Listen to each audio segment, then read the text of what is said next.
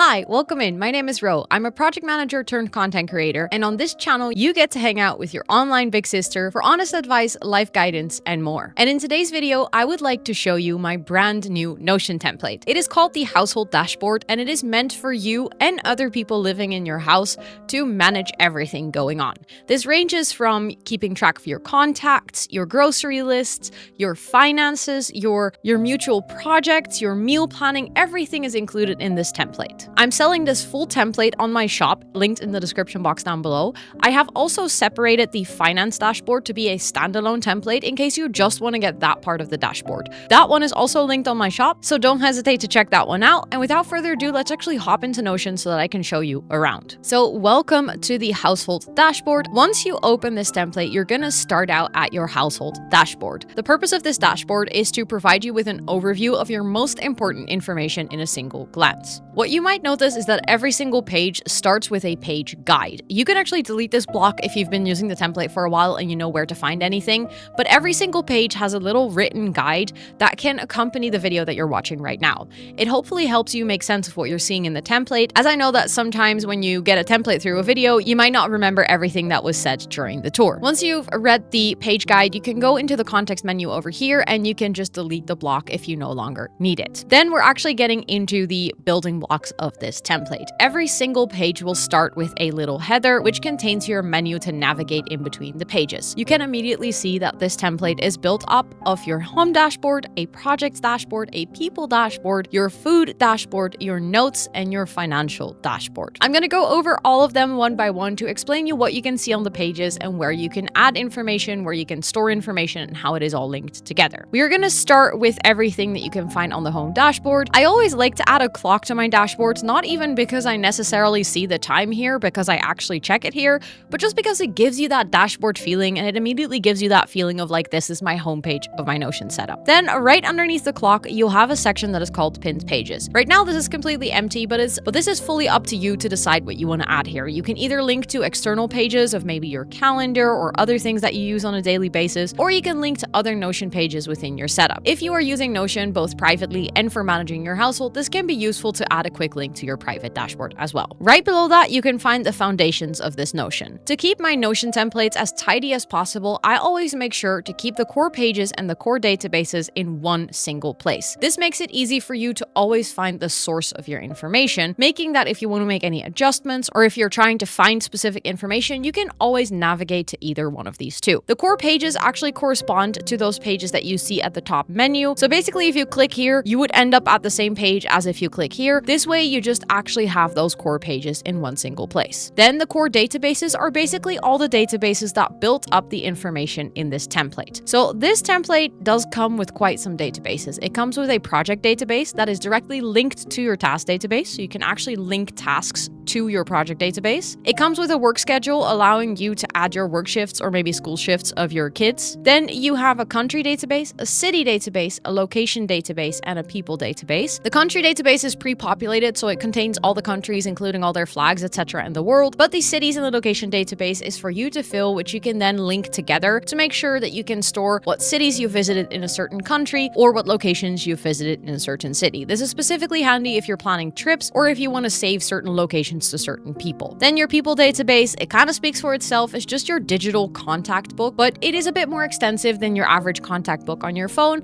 and it allows you to track different types of information, which we will get into as soon as we get to the people dashboard. Then we have a notes database, which again kind of speaks for itself. It will hold all your notes in this template. Then we have a big part for the financial dashboard because there's a lot of databases working together to build up a sensible structure for you. We start off with your budget, which is basically just your budgets and your jars that you set for your spendings for yourself. Then we have your bills and your subscriptions. This is basically anything that you have committed through a contract to pay for. In the financial dashboard, you'll actually get an explanation of what the difference is between bills and subscriptions, but just know that they both live in the same database. Then you have an income database, which you'll use throughout the entire year to actually add your income. The same goes for the expense database. You will be able to add expenses to this, categorize them, and then the rest of the dashboard will think for you. It comes with a wishlist database to make sure that you can keep track of all the things that you might want to buy to hopefully help you prevent impulsive spending. And then lastly, it comes with a package database because if you do end up spending your money and you order something, because a lot of us have packages coming from all over the world, there's different shipping times, sometimes you have to pay import costs, etc. And especially if you're anything like me, I tend to order in batches, so I tend to order a lot of things at the same time, and then keeping track of all the things that I've ordered versus what has come in already, what is currently still waiting for me to pick up, etc.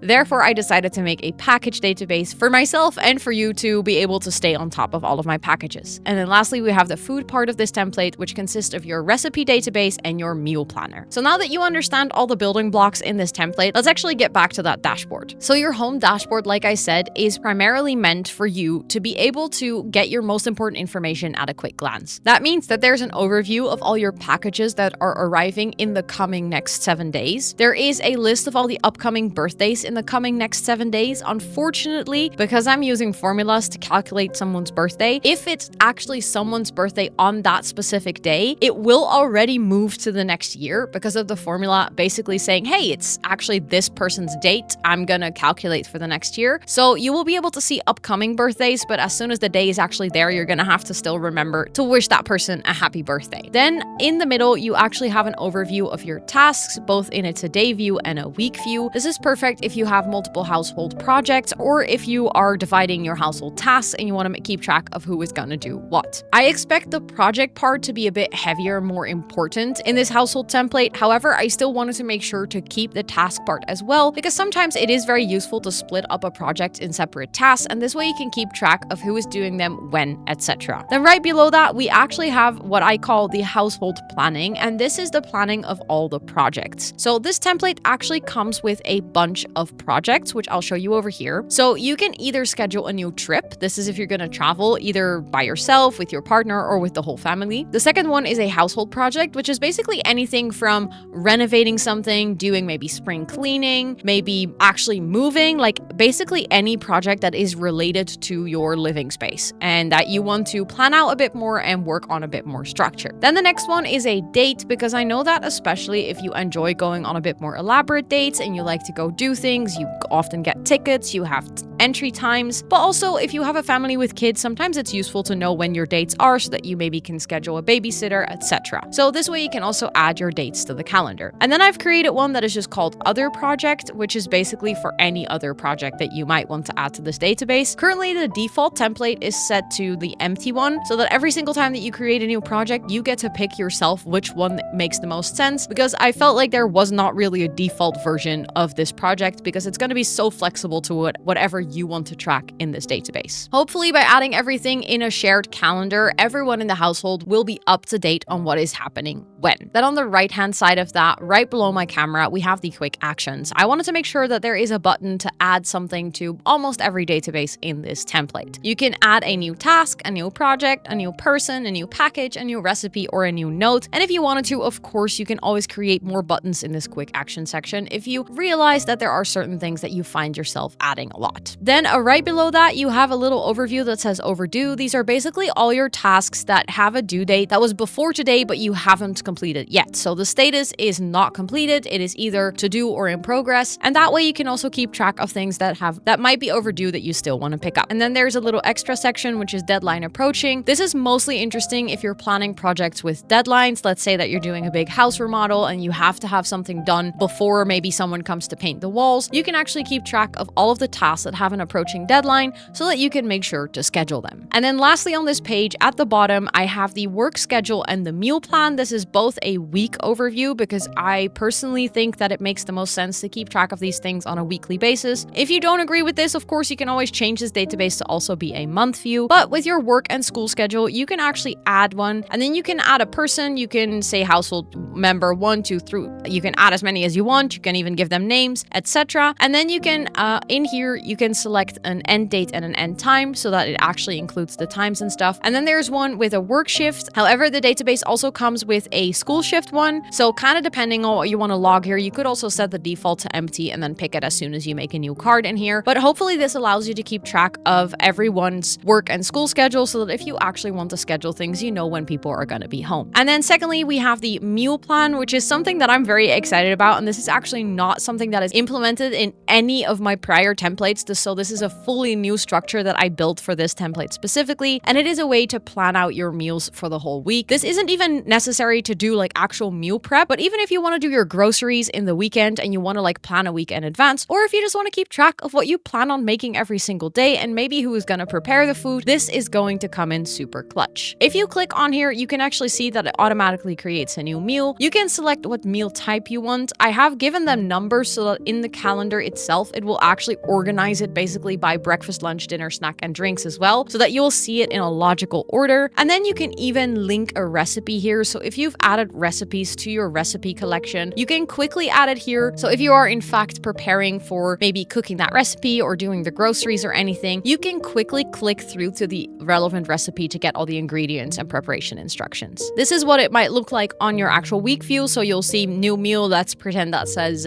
breakfast burrito, and then it'll show you that it's breakfast. And then if you have a linked recipe, that will show below here as well. This way you can plan out all your meals and you'll have a quick overview for everyone in the household at glance at the home dashboard. That covers the entire home dashboard, so let's actually go to the project page. The project page is very similar to the calendar on your home dashboard. It will again hold all of your projects. If you end up adding a lot of projects, I can recommend creating multiple tabs in this database view so that you could potentially have a tab for your household project, a tab for your trips, a tab for your dates. I can imagine this is specifically useful if you are going to use this template with a lot of people. You could even use this if you're living with multiple roommates, and this way you can actually make sure that everyone can add their information without it getting cluttered. Then, as always, I like to add multiple versions or multiple views of the same information to my Notion templates, because I know that some of us are visual thinkers and we really like the calendar view, but for some of us that is actually not very useful. So I always make sure to add a list view right next to it where you can basically see all the upcoming projects. So anything that is like in the future, basically in every single category. This way you can hopefully create a bit more of an overview of anything that you have upcoming in the coming few months. And then of course, this wouldn't be complete without a bucket list feature, because especially for trips and dates, I know that a lot of people like to make a bucket list. This way you can actually add everything into your bucket list, and then as soon as you decide that you are ready to actually go do something, you can actually basically tick off the box of bucket list and give it a date so that it will show up in your calendar and it will show up in your upcoming events. Then specifically for the trips, I have actually created a full template because I really like to keep track of my trips in a more extensive way. For the trips, you can also link the countries, the cities, the locations. Just in general, the project database is the one with by far the most properties in it.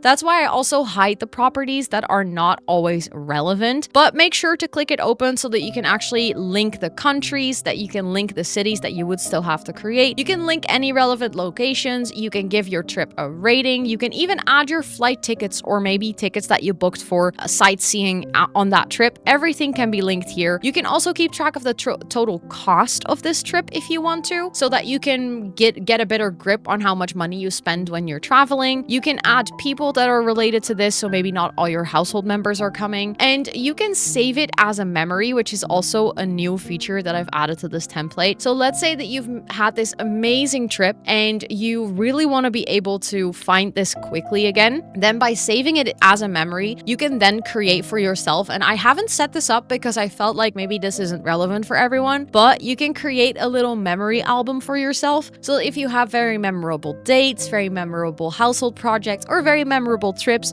you can actually save them as a memory, and then you can easily come back to it. By far, not every project is going to be something that you want to remember because, you know, a lot of the things are also just going to be day-to-day household things. But I do think it is nice to have that memory feature. And then if you create an overview of this database for yourself, you can just simply set it so that it filters by everything that has the save memory box checked. Also good to know is that the related people is actually linked to the people database. So if you add your household members to your people database, you can automatically assign them over here. So then for the rest of your trip planning, there's actually a little section where you can add your notes. There is a new task for this trip, which will automatically add your tasks over here in your relation section. And then these tasks, if you schedule them, they will show up on the task view or the to-do view on your home dashboard. You can actually have a packing list in here. I have added a like by default packing list simply because I've made this for myself. But if you want to, you can always change this and customize it. I just noticed that some of these words are even in Dutch. This is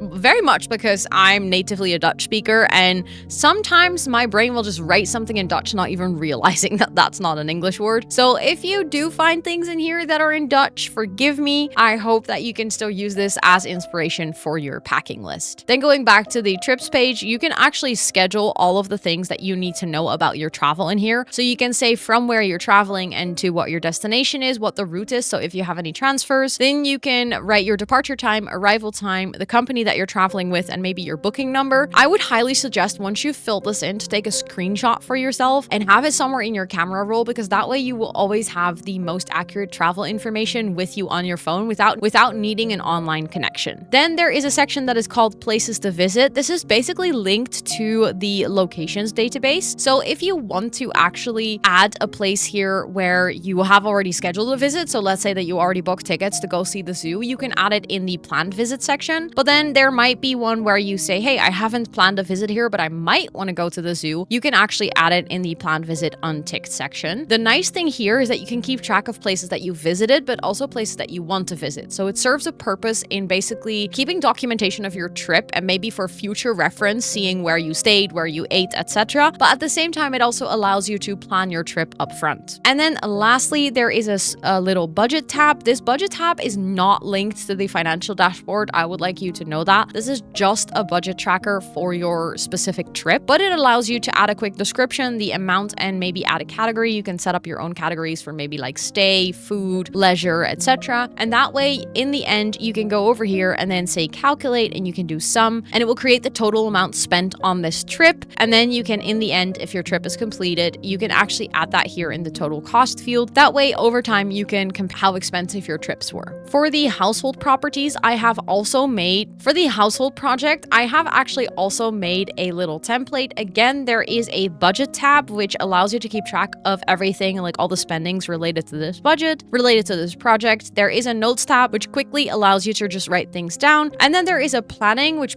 basically shows all the tasks related to this project in a timeline view. Important here is if you want to make sure that you only see the tasks that are related to this project, let's say you call this project test, just for testing purposes, you're gonna have to go into the filter over here and select projects database and then say test so that it only shows the tasks that are related to this database. So just make sure that you update that filter, because otherwise you're gonna see all the tasks that you've added ever. So just make sure that you set up that filter. But I just wanted to make sure that there is a timeline view here, because specifically on bigger household projects like renovations or maybe redecorating and stuff, this can be a super helpful tool to see if not anything in your planning is overlapping. Then next up, we get to the people database. And the people database, like I've already shared, is basically just your version of a contact book that you can either have as a physical thing or in your phone, but hopefully I've made it a little bit more intuitive. If you create a new contact, you will actually be able to set up different types of contacts. You can add to this list if you want, but the default categories I've created for now is a household member, a friend, a family member, or a coworker. Then you can add their date of birth and you can add their age, and then based on that, their next birthday will be automatically created. This is also why that next birthday moves on their birthday itself, because it is a Notion formula. But the nice thing about this is that every single year, your birthday calendar will update automatically. So if you're browsing through your birthday calendar, you will always see people's birthday and it will automatically update for the next year. You can add their address, and this is basically a link to the locations database. So you can add someone's home address or work address or whatever to the locations database. And then you can also link multiple addresses to a single person. You can add their email address. You can add any important information. Let's say that this person is lactose intolerant and you really want to make sure that this person does not get any lactose. You could write it in the important information. You can basically write anything there. It is just for you to write anything where you're like, this is super, super, super duper important that we can easily see this about this person. You can add their phone number. You can add their website, and you can add a picture if you want. Then you can also link people to projects and to tasks. This is just to assign them to a project or to a task, but you can also view this overview from the person card. And then below it, you basically have all the freedom to write whatever you want to write about this person. And I feel like this is exactly where the power of Notion comes in, because this allows you infinite space and creativity to add things to this person's database.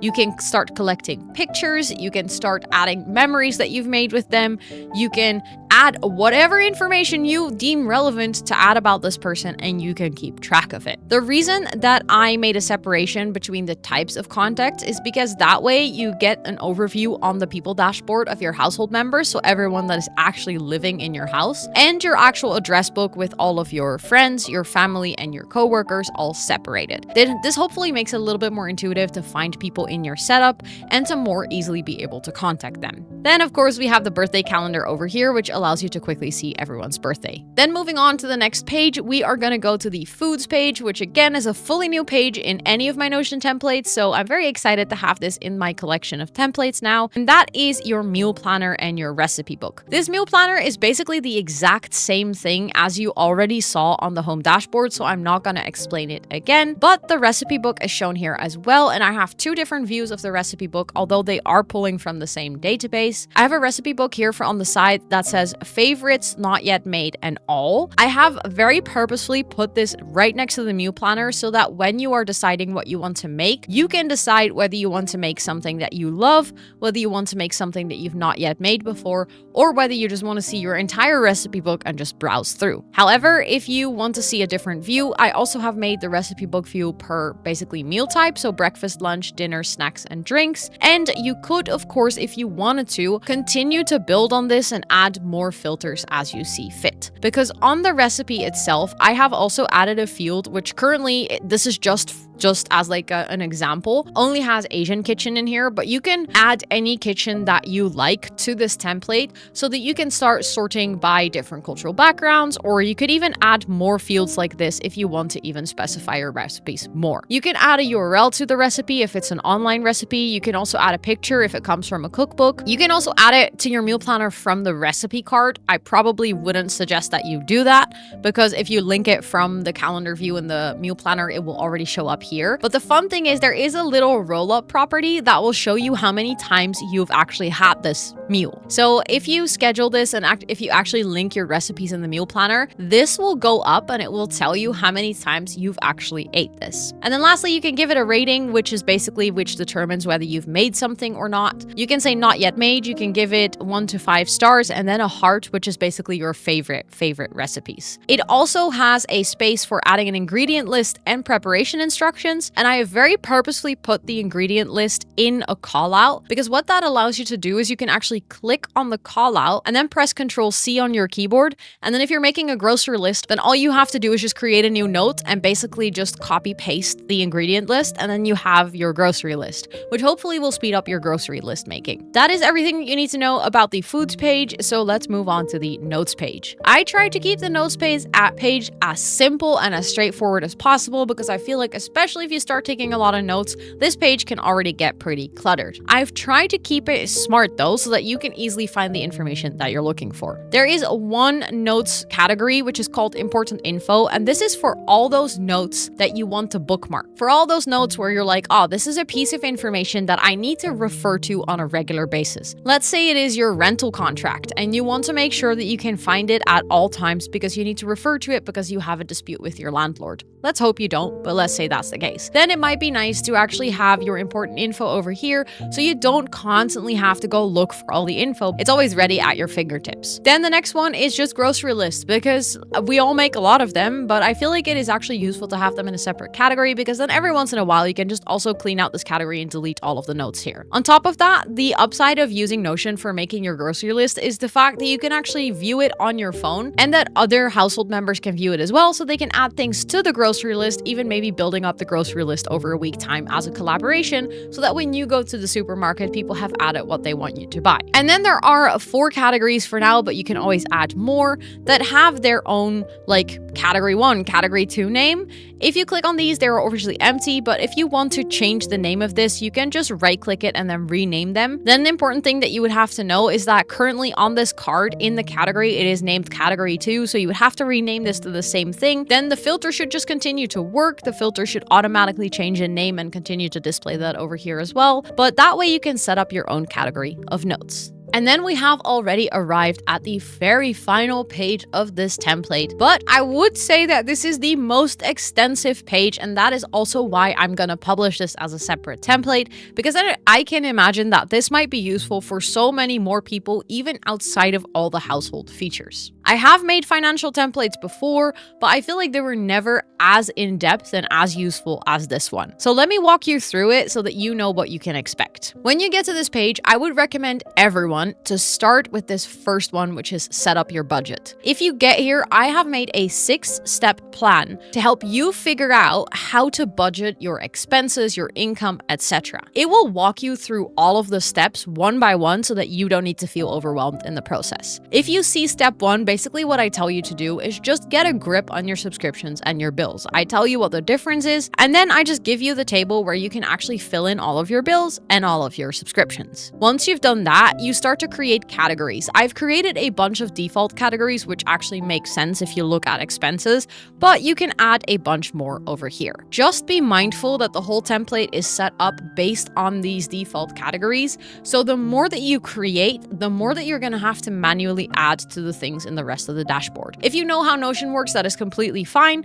But if you don't know how Notion works, then I would recommend, instead of actually deleting categories and creating new ones, rename the ones that are already there to fit your needs, because that way you can actually use the existing features and filters without having to go into the filter settings of all the views that I've created on this dashboard for you. Then what you do next is you're going to set up all of your budgets. So basically how much money you want to spend or want to allocate for that type of spending over here. This can be sometimes fixed things. So let's say for your housing, if you're going to pay rent, you're going to pay that per month. That will add up to a certain amount per year, and you have to pay that every single month. But for your clothes, is more going to be like an allocation budget, where you're going to say that you want to allocate $50 per month to your clothing budget. However, that doesn't mean you have to spend it every single month. So there's going to be a slight difference, but I decided to keep them all in one database because it allows me to later make a very clear overview between your budgets and your actual expenses. So now that you've created categories for your budget and you've actually set up your budget, all you need to do is that you actually need to set up those same categories that you've created in step 2 for your budget. You need to basically align those to the categories for your expenses. Those are 2 different databases, so unfortunately you do have to set them up twice. But I would say in step 2, it's basically the step where you also decide on your categories. And in step 4, it's a really quick just copy paste. If you just use the default categories, you don't even have to do anything. In step 5, you're actually gonna write your different income types. I've added 3 by default, which is just your salary, gifts, and other. But if you want to get more specific, you can always do that in here. And then lastly, I have made an explanation on how you can use Notion's recurring templates for setting up recurring expenses. I would highly recommend that you do this if you have like recurring expenses. This can be either in terms of a bill, like let's say your rent that you need to pay every month on the 20th. Notion can actually create this for you automatically. That way, 1, you save yourself a lot of time in setting up your expenses, and 2,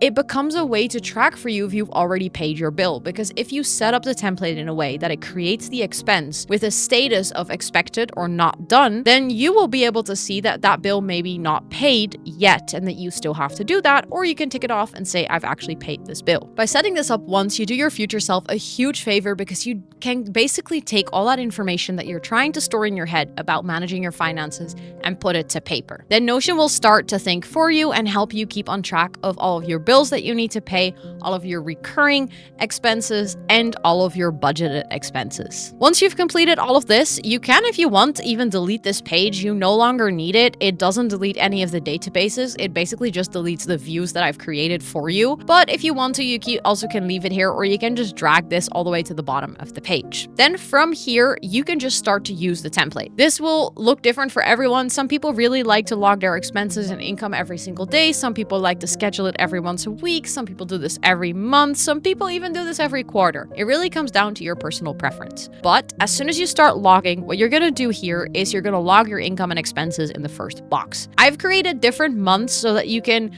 prevent these lists from getting really, really long. So make sure that you're always on the right month. Then you're just gonna click new page, and as soon as you do that, it's gonna create this new thing. So let's say that this was my salary and that I've earned $100 and I've earned this on January 2nd, and this was actually salary, like I said, and then it is expected. No, actually, I got the notification that it was paid, but it hasn't hit my bank account yet, so it is in transit right now. I'm also gonna add an expense because from that salary, I actually bought some really nice pants. Those were $75, and I paid those on the 3rd of January because I got paid, or I knew that I was gonna get paid, so I decided to already spend my money even though it didn't even hit my bank account yet. For this, I'm gonna categorize it as clothes, and I'm gonna say that I have already paid this because I put in the order. You might have seen something happen down here in the yearly expenses already. As you can see, the yearly budget is empty. That's simply because in step 1, I didn't set anything up. But if I had set up for my yearly expenses or my yearly budget,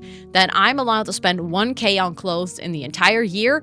You would see something like this, like a little bar graph over here that would say 1K for clothes. The more you add in here, the bigger the bar graph, and you will see basically a bar for every single thing in your budget. The same thing will happen for your yearly expenses, and that way you can quickly see the difference between what you have budgeted for something and what you actually ended up spending. Both of these and everything that you will see later in the dashboard will feed off of what you enter here, and just like anything with databases, garbage in is garbage out. So if you don't keep track of your finances, this whole system collapses and this dashboard is not going to be useful. So please schedule a little recurring reminder for yourself that can be weekly, daily, monthly, quarterly, whatever you feel comfortable with, to update this so that you can actually at the end of the year see a full overview of your budget and your expenses. You might also notice that I'm using graphs here. Later in the page, I do have an overview that doesn't use graphs. It is not as intuitive, unfortunately, but considering that graphs is a pro feature of Notion and you're only allowed to have one graph in a free version of Notion, I wanted to make sure that this template is still usable and available for everyone. But with graphs being so incredibly useful, I can recommend getting Notion Pro. I've been using Notion Pro for years and I love it. For me, it's definitely worth the money. I'm gonna leave you with making that decision for yourself. I just want you to know that there is a bit of this dashboard that doesn't use graphs, that still allows you to keep track of your finances, but I just wanted to mention it here because obviously this is the first time that you're seeing the graphs. Then over here we have the wish list that right now comes with 3 categories, which is clothes, tech, and infantry. You can create as many categories here as you want, but basically this allows you to keep track of anything that you might want to buy to help with your impulsive spending. Then right below that, you'll have an overview of your subscription and bills. That is the same thing as you set up in your budget in the beginning. But if you throughout the year add any subscriptions or you just want to have a quick overview, then you can actually do that over here. This is also where you can see a list of your packages because I felt like it made sense for you to keep your package tracker on your financial dashboard because it's related to you spending money. And then below that, we have the full income versus expense tracker. So here we have the budget versus spendings, and then here we have income versus expenses. So over here, you'll be able to see your income throughout the months. So if I now add, let's say in here in March, I've actually earned 1,000. It was a really good month. So then you can see that in January, I have earned 100, and in March, I have earned 1K. This gives you an overview of your earnings throughout the year. And then right next to it, you will actually see a total amount. So you can see how much you've earned in total. And this is also categorized by different types of income. So in this case, I've had 100 from salary and 1K that is currently uncategorized. The same will happen for your expenses. So let's say that in March, I have also spent a lot of money because maybe I booked a vacation. So I'm going to put that on travel. Then you can see that in January, I've spent 75, and in March, I've spent 500. And over here, you can see that in total, I've spent 575 on clothes and public transport / travel. I've made a separate one for savings per month. So basically, your savings do count as expenses because you add them in the expenses table. I don't know if that makes sense for everyone, but I always consider that if I save my money, I put it aside so that I don't spend it anymore, or so that I can take it later down the line if I actually want to book a vacation that I've saved for. So I always make sure to actually add my savings as an expense, and then when I get money from my savings account, I add it as an income. This in the end will botch your overview of your income a little bit because obviously then you will add income double. I decided not to make a separate savings database because the system works for me. Let me know if that makes sense for you as as well.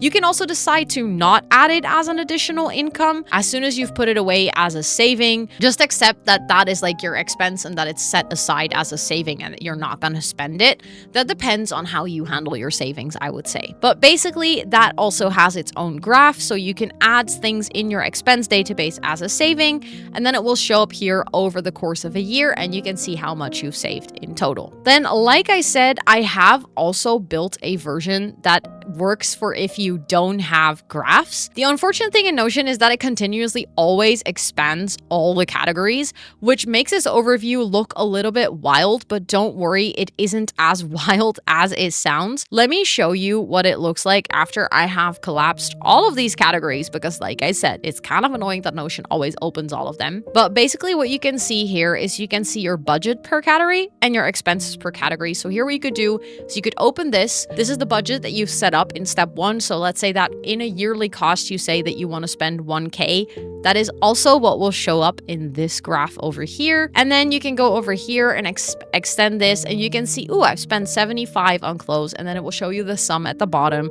And then you can kind of see the sum here and the sum here, and just realize for yourself whether you're still in budget. It isn't as intuitive as using the graphs. It doesn't look as clean, but it does the job, and it does still work for you to keep on track. It also has one for income, so you can see how much you've earned throughout the year for gifts, for other, and for salary. And this does allow you to continuously stay on track of everything. Also, something that is important to know, like I've said before already, is all of these are set up to work with the default categories through filters. If you actually want to add additional things to this, for the income one, every single category that you create will get automatically added because there's no filter. But for the expense one, I did filter to make sure that the savings are not included. So the savings are over here. If you add categories, you're gonna have to go in here and add those manually so that they actually show up in these graphs. But I do feel like if you are familiar with Notion, this shouldn't come as a surprise. And that is the whole finance dashboard. Like I explained, it is also available as a separate template. So if you do enjoy this and you want to get on top of your finances, feel free to just get this part.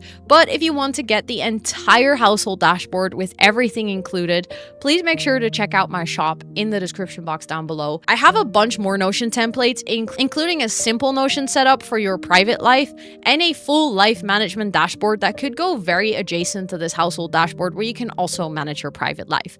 I also have tours for both of those linked on my YouTube channel, so if you're interested, feel free to go check it out. If you have any questions, any requests, any concerns, or anything you would like to know in general, feel free to hop in the comments down below, and I will do my best to get back to you as soon as possible. If you like this video, please toss it a cheeky like, as it really helps the video get to more people, hopefully allowing more people to start organizing their household. And if you like this video and you want to see more Notion tutorials, lifestyle advice, or just hang out for some casual advice with your online big sister, feel free to check out my YouTube channel. And if you like what you see, hit that subscribe button and notification bell. And with all of that being said, thank you so much for watching, and I'll see you on the next one. Bye, everyone!